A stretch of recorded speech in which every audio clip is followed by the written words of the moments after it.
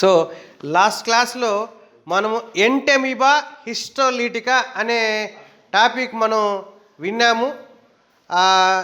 ఎంటెమీబా హిస్టోలీటికా తర్వాత నెక్స్ట్ యాస్కారిస్ లుంబ్రికాయిడ్స్ అనే ఒక పారాసైట్ ఈక్వల్లీ ఇంపార్టెంట్ నాన్న.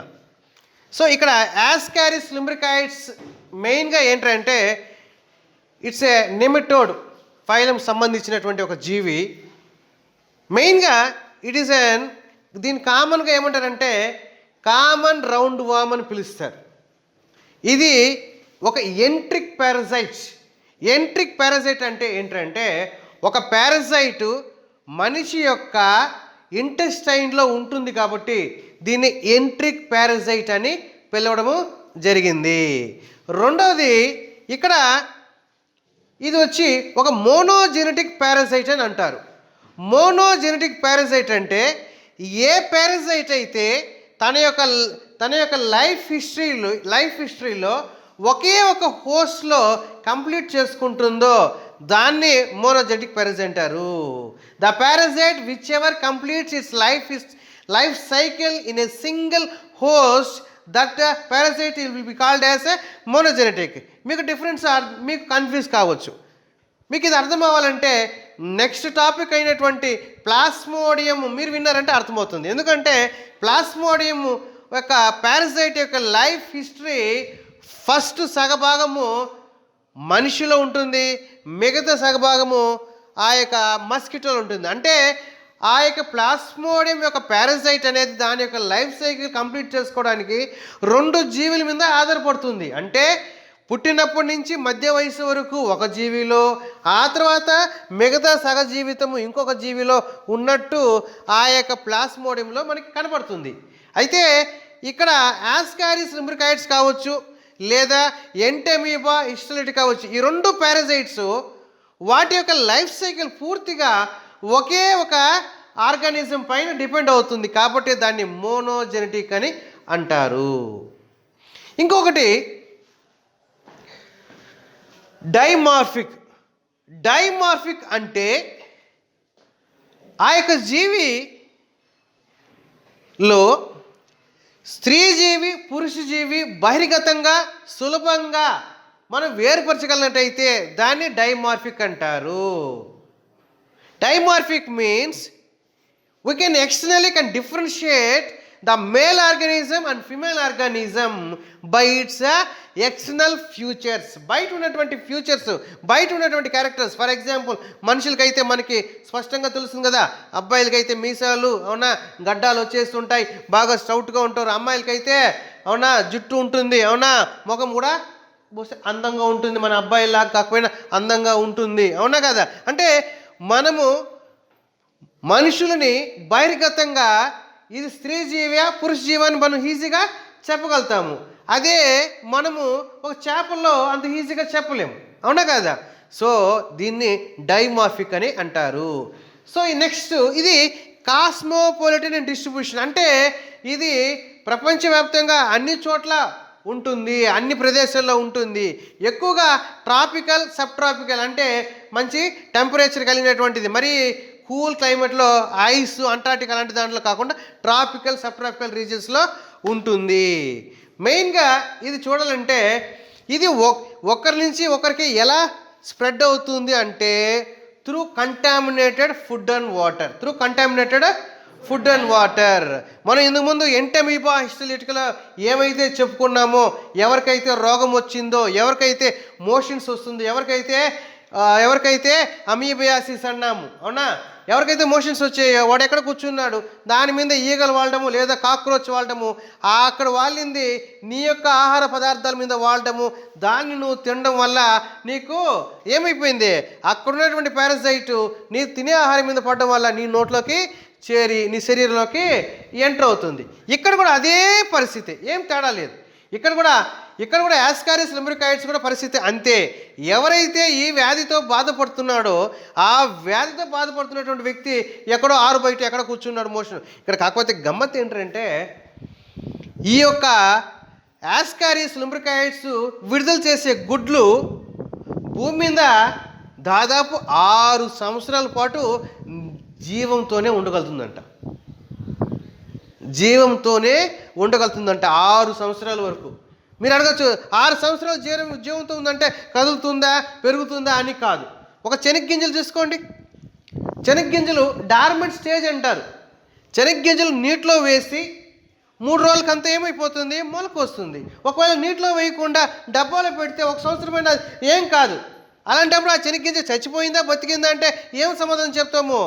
జీవంతో ఉంది, అయితే నిద్రపోతున్నట్టు ఉన్నట్టు డార్మెంట్ కండిషన్ అంటారు, సుప్తావస్థ అని అంటారు. ఇది ఒక కండిషన్. సో ఇక్కడ గుడ్లు మట్టిలో పడితే దాదాపు 6 సంవత్సరాల వరకు తడి వాతావరణంలో ఉండగలుగుతుంది ఈ గుడ్డు. నెక్స్ట్ ఇంకొకటి మెయిన్గా ఇప్పుడు మనకు కావాల్సింది ఏంటిది? ఇది ఎంట్రిక్ పారాసైట్, అంటే మనిషి యొక్క పేగులో జీవిస్తుంది. నెంబర్ టూ మోనోజెనెటిక్, దాని యొక్క లైఫ్ సైకిల్ పూర్తిగా ఒకే ఒక ఆర్గానిజంలో కంప్లీట్ చేసుకోగలుగుతుంది, దాన్ని మోనోజెనెటిక్ అంటారు. డైమార్ఫిక్, ఆ యొక్క పారాసైట్ని మనం కంటితో స్పష్టంగా చూడగలుగుతాము. చూసిన తర్వాత ఇది మేలు ఇది ఫీమేల్ అని స్పష్టంగా మనము డిఫరెంట్ చేయగలుగుతాం కాబట్టి దాన్ని డైమార్ఫిక్ అంటాము. తర్వాత ఇది contaminated food and contaminated water ద్వారా మనకి ఒకరి నుంచి ఒకరికి స్ప్రెడ్ అవుతుంది. నెక్స్ట్ ఇంకొకటి, ఇది ఏ స్టేజ్లో వస్తుంది? ఇది చాలా ఇంపార్టెంట్. సెకండ్ స్టేజ్ ర్యాబ్డేటు లార్వా కండిషన్ అంటారు. సెకండ్ స్టేజ్ లార్వా, ర్యాబ్డేటు కండిషన్ లార్వా, ఇది బేసిక్. ఇప్పుడు మనం పారాసైట్ గురించి చూద్దాం. పారాసైట్ రెండు కూడా మీకు ముందు చెప్పినట్టు మేల్ సెపరేటు ఫీమేల్ సెపరేటు. అయితే రెండిటికి కామన్గా కొన్ని లక్షణాలు ఉన్నాయి. కొన్ని లక్షణాలు ఏంటంటే elongated cylindrical mouth present at the extreme anterior side. Mouth అనేది యాంటీరియర్ సైడ్, ఎక్స్ట్రీమ్ యాంటీరియర్ సైడ్లో ఉంది. Mouth extreme anterior side, body long elongated cylindrical, mouth present at it's extreme end ఒకటి. తర్వాత ఇక్కడ మౌత్కు దగ్గరగా ఇక్కడ ఏముందంటే ఎక్స్క్రిటరీ పోర్. ఇక్కడ ఎక్స్క్రిటరీ పోర్ అంటే దాంట్లో నుంచి లిక్విడ్ మెటీరియల్ బయటికి రావడానికి, అవునా, లిక్విడ్ వేస్టేజ్ రావడానికి ఒక ఎక్స్క్రిటరీ పోర్ ఇక్కడ ఉంది. నెక్స్ట్ ఇక్కడ అక్కడి నుంచి చూసుకున్నట్టయితే రెండింటికి యానస్ వాటి యొక్క పోస్టీరియర్ చివరి భాగంలో ఉంటుంది. రెండింటిలో యానస్ అనేది వాటి పోస్టీరియర్ చివరి భాగంలో ఉంటుంది. ఇవి పక్కన పెడితే ఇక్కడ మనకు కావాల్సింది ఏంటంటే ఈ యొక్క మేల్కి ఫిమేల్కి తేడా ఎక్కడ వస్తుంది? సో కామన్ క్యారెక్టర్ ఏంటి?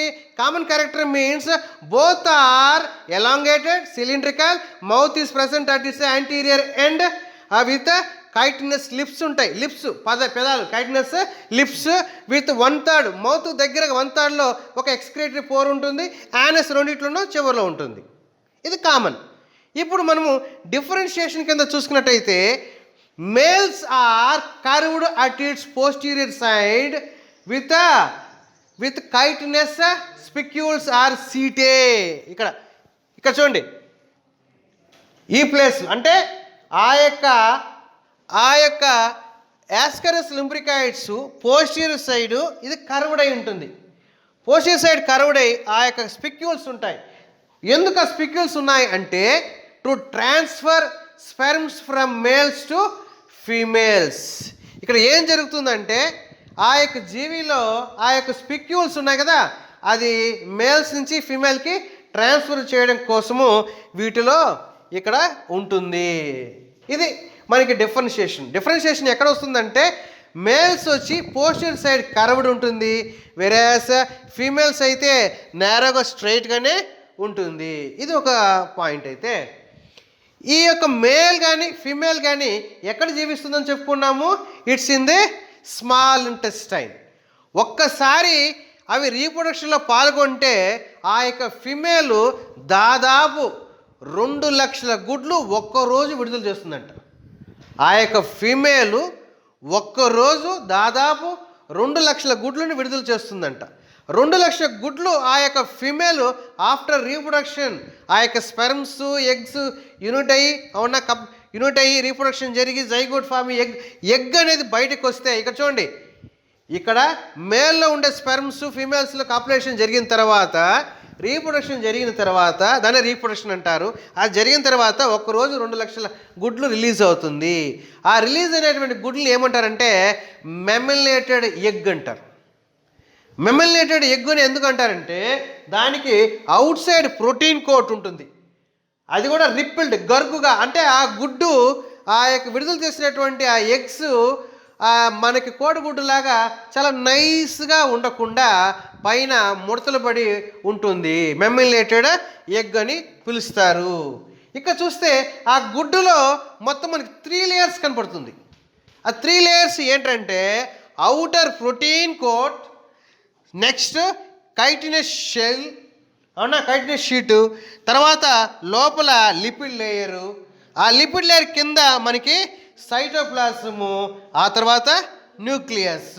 అంటే ఇక్కడ మీకు ఎందుకు చెప్తున్నానంటే అది విడుదల చేసినటువంటి 2 లక్షల గుడ్లలో ఒక్కొక్క గుడ్డుని మెమిలేటెడ్ ఎగ్ అంటారు. కారణం ఏంటంటే ఒక ప్రోటీన్ కోట్ ఉండి దానిపైన గరుకుగా ఉంటుంది. ఒక మెమిలేటెడ్ ఎగ్ లోపల ఆ లేయర్స్ ఏవేవి ఉంటాయంటే బయట ప్రోటీన్ లేయర్, తర్వాత కైటిన్ లేయర్, ఆ తర్వాత లిపిడ్ లేయర్, దాని కింద మనకి స్పష్టమైనటువంటి సైటోప్లాజము, న్యూక్లియస్ కలిగి ఉంటుంది. ఇక్కడ చూడండి ఫస్ట్ పాయింట్. ఇప్పుడు 2 లక్షల గుడ్లు అది ఎక్కడ విడుదల చేస్తుంది? చిన్న పేగులో విడుదల చేస్తుంది, స్మాల్ ఇంటెస్టైన్లో విడుదల చేస్తుంది. స్మాల్ ఇంటెస్టైన్లో విడుదల చేసిన గుడ్లు వాడి యొక్క మోషన్తో వాడు ఆగి కూర్చుంటాడు, లెటిన్ కూర్చుంటాడు. ఆ లెటిన్తో పాటు ఈ 2 లక్షల గుడ్లు అలా బయటికి వచ్చేస్తుంది. అలా బయటికి వచ్చేసిన తర్వాత అది ఏం చేస్తుందంటే కొద్దిగా డెవలప్మెంట్ జరుగుతుంది. డెవలప్మెంట్ అంటే ఏంటి? First moulting. ఇప్పుడు చూడండి, ఇక్కడ గుర్తుపెట్టుకోవాల్సింది, ఇక్కడ కొన్ని కొత్త విషయాలు వస్తాయి. ఏంటంటే మెమిలేటెడ్ ఎగ్ ఆ యొక్క పేషెంట్ శరీరం నుంచి బయటకు వచ్చిన తర్వాత కొంచెము గ్రోత్ వస్తుంది. దాన్ని ఏమంటారంటే ర్యాబ్డేటివ్ స్టేజ్ 1 అంటారు. ర్యాబ్డేటివ్ స్టేజ్ 1 అంటే మనిషి యొక్క శరీరం బయటకు వచ్చిన తర్వాత ఆ యొక్క ఎగ్గు బయట సరౌండింగ్ వాతావరణంలో ఏమవుతుందంటే గ్రోత్ కనబడుతుంది. అప్పుడు ఏమవుతుంది? దాన్ని ఏమంటారు? ఫస్ట్ స్టేజ్ ర్యాబ్డేటివ్ ఫామ్ లార్వా. ఇదొకటి. ఒక స్టేజ్ వచ్చిన తర్వాత నెక్స్ట్ ఇప్పుడు ఏమవుతుందంటే మౌల్టింగ్ జరుగుతుంది. మౌల్టింగ్ అంటే ఏంటి? మౌల్టింగ్ మీకు అర్థం అవ్వాలంటే మీరు స్నేక్స్ని ఒకసారి గుర్తు తెచ్చుకోవాలి. పాములు ఏం చేస్తాయంటే వాటి శరీరం మీద ఉన్నటువంటి పై చర్మాన్ని ఏమంటారు? అది బయటకు తోసేసి కుపుసం విడుదల చేస్తుంది అంటారు. చూడండి, అవునా? గుర్తుందా? పాము, నాగుపాము అయినా ఏ పాము అయినా కానీ పైన దాని యొక్క చర్మం అలాగే బయటకు వచ్చేసి లోపల నుంచి ఒక ఫ్రెష్గా ఒక పాము వస్తుంది. అలా ఎందుకు వస్తుందంటే పై చర్మం అంతా కూడా బయటకు వచ్చేసిన తర్వాత లో చర్మం వస్తుంది. లో చర్మం ఏమవుతుంది? పెరగడానికి, శరీరము పెరగడానికి ఈ యొక్క పాత చర్మాన్ని పోగొట్టుకొని కొత్త చర్మంతో శరీరము ఇంకొంచెము పెరగడం కోసము ఈ యొక్క తతంగము జరుగుతుంది. దాన్నే మౌల్టింగ్ అంటారు. మౌల్టింగ్ అంటే అవుటర్ సర్ఫేస్లో ఉండే స్కిన్ కానీ ఏదైనా ఉండి అవన్నీ కూడా బయటకు పోయి లోపల ఉన్నటువంటి ఆ యొక్క పారసైట్ సైజు పెరుగుతూ ఇంకొంచెం పెద్ద సైజుకి వస్తే దాన్ని మౌల్టింగ్ అంటారు. ఇక్కడ చూడండి. సో ఇప్పుడు చూడండి, మెమిలేటెడ్ ఎగ్గా శరీరం బయటకు వచ్చింది, కొంచెం గ్రోత్ అయిన తర్వాత దాన్ని ఏమంటారు? ర్యాబ్డేటివ్ లార్వల్ ఫామ్ అంటారు. ఇది ఇక్కడి నుంచి ఒకసారి మౌల్టింగ్ జరుగుతుంది. అంటే ఫస్ట్ మౌల్టింగ్, అంతేనా? ఫస్ట్ మౌల్టింగ్ జరిగిన తర్వాత దాన్ని ఏమంటారంటే సెకండ్ స్టేజ్ ర్యాబ్డేటివ్ ఫామ్ లార్వా. ఇప్పుడు సెకండ్ స్టేజ్ ర్యాబ్డేటివ్ ఫామ్ అంటే ఇప్పుడు చూడండి, ఇప్పుడు ఈ సెకండ్ స్టేజ్ ర్యాబ్డేటివ్ ఫామ్ లార్వా మట్టిలో ఉంది, అవునా? మట్టిలో ఉంది. ఇప్పుడు పిల్లవాళ్ళు, అవునా, మట్టిలో ఆడుకుంటారు, వాళ్ళ గోర్లకు చేరుతుంది, వాళ్ళు ప్రాపర్గా చేయి కడుక్కోరు, అలానే తినేస్తుంటారు. అప్పుడు ఆ గుడ్లు ఆ యొక్క పిల్లవాడి నోట్లోకి వెళ్తుంది, ఒక రకము. రెండోది, నువ్వు తినే ఆహారంలో ఈగ హెల్ప్ చేస్తే కూడా ఒక్కొక్కసారి అప్పుడు కూడా సహాయము జరగవచ్చు ఆ టైంలో. ఇప్పుడు మనకి ఎలా ఉన్నా సెకండ్ స్టేజ్ ర్యాబ్డేటివ్ లార్వా ఆ యొక్క మనిషి శరీరంలోకి చేరింది. అక్కడి నుంచి అది ఎక్కడ పోతుందంట, ఇంటెస్టైన్కి పోతుంది. ఇంటెస్టైన్కి పోయిన తర్వాత అక్కడి నుంచి అది ఎక్కడికి పోతుంది, ఏనా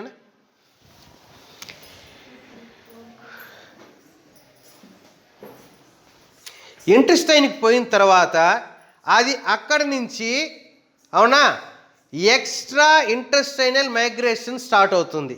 ఏమంటారు దాన్ని, ఎక్స్ట్రా ఇంటెస్టైనల్ మైగ్రేషన్ అంటారు. ఎందుకు మైగ్రేషన్ అంటారంటే ఇది ఎక్కడి నుంచి వచ్చింది, మనిషి నోట్లో ప్రవేశించి కడుపులోకి పోయింది, కడుపులో నుంచి ఇంటెస్టైన్ పోయింది, ఇంటెస్టైన్ నుంచి లార్జ్ ఇంటెస్టైన్ పోవాలి, మళ్ళీ బయటకు వచ్చేవాలి. అది మామూలుగా జరుగుతున్నటువంటి ప్రాసెస్ అనుకుంటే అలా జరగకుండా ఇది డిఫరెంట్గా ఇంకొక మెథడ్లో పోతుంది. ఆ మెథడ్ ఏంటంటే ఇంటెస్టైన్లో నుంచి లివర్కి పోతుంది, హెపాటిక్ పోర్టల్ వెయిన్ ద్వారా. అంటే స్మాల్ ఇంటెస్టైన్ నుంచి హెపాటిక్ పోర్టల్ వెయిన్ ద్వారా లివర్కి వెళ్తుంది, లివర్లో నుంచి హార్ట్కి వెళ్తుంది, హార్ట్లో నుంచి అంటే లివర్లో నుంచి హార్ట్కి పోస్ట్ క్యావల్ వెయిన్ ద్వారా పోతుంది. అంటే ఇక్కడ చూడండి గమ్మత్తు, ఇక్కడ ఏమైంది, ఇక్కడ స్మాల్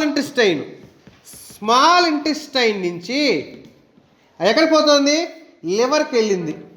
దేని ద్వారా వెళ్ళింది, హెపాటిక్ పోర్టల్ వెయిన్.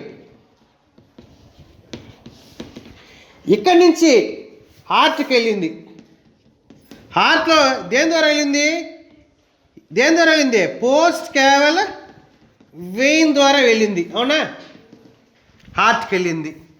హార్ట్లో నుంచి మళ్ళీ లంగ్స్కి వెళ్ళిందంట. ఎక్కడికి వెళ్ళింది, లంగ్స్. దేని ద్వారా వెళ్ళింది, పల్మనరీ ఆర్టరీ ద్వారా లంగ్స్కి వెళ్ళింది. లంగ్స్లో మనకి స్మాల్ తిత్తులు, గాలి తిత్తు ఉంటుంది, దాన్నే మనం ఆలులై అంటారు. అవునా, సో ఈ ఆలులోకి వెళ్ళిన తర్వాత ఇది 2 సార్లు మౌల్టింగ్ జరుగుతుంది. ఎందుకు అక్కడే మౌల్టింగ్ జరుగుతుంది అన్న ప్రశ్నకు జవాబు, మనిషి శరీరంలో ఎక్కువగా ఖాళీ ప్లేస్, గాలి కొంచెం స్పేస్ ఉండేది ఆ యొక్క లివర్, ఆ యొక్క లంగ్స్ కాబట్టి అక్కడ ఏమవుతుంది 2 సార్లు. అంటే 2 సార్లు మౌల్టింగ్ జరుగుతుందంటే అర్థం ఏంటంటే దాని యొక్క శరీర పరిమాణము, శరీరపు సైజు పెరుగుతోంది. 2 సార్లు మౌల్టింగ్ అంటే ఏమైంది, సెకండ్ మౌల్టింగ్. అవునా, అక్కడ ఫస్ట్ మౌల్టింగ్, సెకండ్ మౌల్టింగ్లో ఏమైపోతుంది, థర్డ్ స్టేజ్ ర్యాబ్డేటివ్ ఫామ్ అంటారు. అవునా, మళ్ళీ ఇంకొకసారి మౌల్టింగ్ జరుగుతుంది, థర్డ్ మౌల్టింగ్. అప్పుడు ఏమవుతుంది, అది ఫోర్త్ మౌల్టింగ్ అవుతుంది. ఫోర్త్ స్టేజ్ ర్యాబ్డేటివ్ అవుతుందా లేదా, అంతే కదా నాన్న.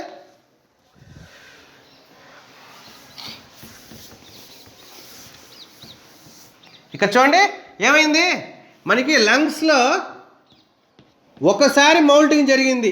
అవునా, ఒకసారి మౌల్టింగ్ జరిగితే ఏమైపోతుంది, దాన్ని అది ఎన్నో మౌల్టింగు, సెకండ్ స్టేజ్ మౌల్టింగ్ కదా, సెకండ్ మౌల్టింగ్. ఇక్కడ ఫస్ట్ మౌల్టింగ్, సెకండ్ మౌల్టింగ్ వచ్చింది. అప్పుడు ఏమవుతుంది, థర్డ్ స్టేజ్ ర్యాబ్డేటివ్ అంటారు. మళ్ళీ ఇంకొకసారి మౌల్టింగ్ జరిగింది అంటే థర్డ్ మౌల్టింగ్. అప్పుడు నెక్స్ట్ స్టేజ్ ఏమవుతుందండి, ఫోర్త్ ర్యాబ్డేటివ్ అంటారు. అవునా, అంటే ఇప్పుడు లంగ్స్లో ఫోర్త్ స్టేజ్ ర్యాబ్డేటివ్ లార్వా కండిషన్ ఉంది. అది అక్కడి నుంచి మళ్ళీ ఏమైపోతుందంటే ఆ లంగ్స్ నుంచి అలా పైకి ఎగబాక్కుంటూ ఎక్కడి నుంచి బ్రాంకై అంటే లంగ్స్లో ఉండే బ్రాంకై, ఆ తర్వాత ట్రెకియా. అవునా, తర్వాత ఏమవుతుంది, అక్కడి నుంచి లారింగ్స్ నుంచి అలా పైకి ఫారింగ్స్కి వెళ్ళి, ఫారింగ్స్ నుంచి మళ్ళా ఈసోఫాగస్ నుంచి స్టమక్ నుంచి మళ్ళా స్మాల్ ఇంటెస్టైన్కి వెళ్ళిన తర్వాత మళ్ళా ఇంకొకసారి మౌల్టింగ్ జరిగి ఫోర్త్ మౌల్టింగ్ జరుగుతుంది అక్కడ. అవునా, ఫోర్త్ మౌల్టింగ్ జరిగి ఫిఫ్త్ స్టేజ్ ఒక ర్యాబ్డేటివ్ స్టేజ్ లాగా వస్తుంది. మీరు అడగచ్చు, అది ఫస్ట్ ఎక్కడికి పోయింది, స్మాల్ ఇంటెస్టైన్కి పోయింది. ఇన్ని తిరుక్కొని మళ్ళా స్మాల్ ఇంటెస్టైన్కి వచ్చే బదులు ఆ యొక్క పారాసైట్ ఫస్ట్ స్మాల్ ఇంటెస్టైన్లో ఉంది కదా, ఇది చూడండి, ఒక సర్కిల్ మెయింటైన్ చేసింది. ఎక్స్ట్రా ఇంటెస్టైనల్ మైగ్రేషన్ అంటాం. సర్కిల్ ఎలా మెయింటైన్ చేసింది? ఇంటెస్టైన్కి వచ్చి అక్కడి నుంచి లివర్కి వెళ్ళింది, హార్ట్కి వెళ్ళింది, లంగ్స్కి వెళ్ళింది, మళ్ళా ఈసోఫాగస్కి వచ్చి, మళ్ళా స్టమక్కి వచ్చి, మళ్ళీ ఇంటెస్టైన్కి వచ్చింది. ఫస్టే ఇంటెస్టైన్కి వచ్చింది కదా, అక్కడే డెవలప్ జరగచ్చు కదా, మరి ఎందుకు ఇంత దూరం తిరుక్కొని వచ్చింది? దానికి ఒకటే ఆన్సర్. అప్పుడే పుట్టినటువంటి పిల్లవాడికి చికెన్ బిర్యానీ ఇస్తే తింటాడా? తిండు కదా. అంటే అర్థం అదే. ఇక్కడ ఆ యొక్క పారాసైటు బేసిక్గా లివర్లో గ్లూకోజ్ ఈజీగా దొరుకుతుంది, లంగ్స్లో స్పేస్ ఎక్కువగా ఉంటుంది. అంటే అక్కడ తినడం, మీకు ఇంత ముందు చెప్పాను, ఫస్ట్ అది లివర్కి వెళ్తుంది అన్నాం. లివర్లో బాగా తింటుంది, ఆ తర్వాత లంగ్స్కి వెళ్తుంది. లంగ్స్లో వాటి సైజు, శరీరము పెరుగుతుంది. పెరిగిన తర్వాత మళ్ళా అది యూసోఫాగస్కి, అక్కడి నుంచి స్టమక్ నుంచి మళ్ళీ ఇంటెస్టైన్కి మామూలుగా పోతుంది. Is it right? ఇది అక్కడ జరుగుతున్నటువంటి ఒక ప్రాసెస్. చూసారా? ఎక్స్ట్రా ఇంటెస్టైనల్ మైగ్రేషన్ అంటారు. ఇది ఇక్కడ ఒక గమ్మత్తు ఏంటంటే, కొంతమందికి వాళ్ళ శరీరంలో ఈ పారాసైట్ ఉన్నా వాళ్ళకి పెద్దగా ఏమనిపించదు అంటే, వాళ్ళకి రోగం ఉన్నట్టు అనిపించదు. మనకి ఇప్పుడు ఉన్నటువంటి కరోనా లాగా కొంతమంది కరోనా వస్తే కూడా వాళ్ళకి కరోనా వచ్చిందా అనేది కూడా వాళ్ళకి తెలియదు, కానీ వాళ్ళు 10 మందికి స్ప్రెడ్ చేస్తూ ఉంటారు. ఇక్కడ కూడా కొంతమందికి ఆ పారాసైట్ ఉంటుంది, కానీ వాళ్ళకి తెలియదు వాళ్ళకు ఉన్నట్టు. అది ఏసిమ్ప్టమాటిక్ కండిషన్ అంటారు. ఇక్కడ దీనివల్ల ఏమి సమస్య అంటే, మనం తినే ఆహారం పూర్తిగా ఇది తినేస్తుంది. మనం తినే ఆహారం పూర్తిగా ఇదే తినేస్తుంది. ఆ తర్వాత ఇంటెస్టైన్లో ఫుడ్ ప్యాసేజ్ అనేది ప్రాపర్గా జరగదు, కడుపు నొప్పి వస్తూ ఉంటుంది. అన్నిటికన్నా ముఖ్యంగా మెయిన్గా జరిగే తప్పు ఏంటంటే స్టంటెడ్ గ్రోత్ అంటారు. స్టంటెడ్ గ్రోత్ అంటే ఆ యొక్క జీవి తాను తినాల్సినటువంటి ఆహారాన్ని ఈ పారాసైట్ తినేయడం వల్ల ఆ యొక్క మనిషికి ఎదుగుదలకు కావాల్సినటువంటి పోషకాలు అందక, ఆ విటమిన్స్, ఫుడ్ మెటీరియల్స్ అందక గ్రోతింగే తగ్గిపోతుందంట ఈ యొక్క యాస్కారిస్ లుంబ్రికైట్స్ వల్ల. ఇది దీంట్లో ఉన్నటువంటి కాన్సెప్ట్. సో టెక్స్ట్ బుక్లో డయాగ్రామ్ చాలా నీట్గా ఉంది. 8 మార్క్స్కి వచ్చే ఛాన్సెస్ చాలా ఎక్కువ. చదువుకోండి.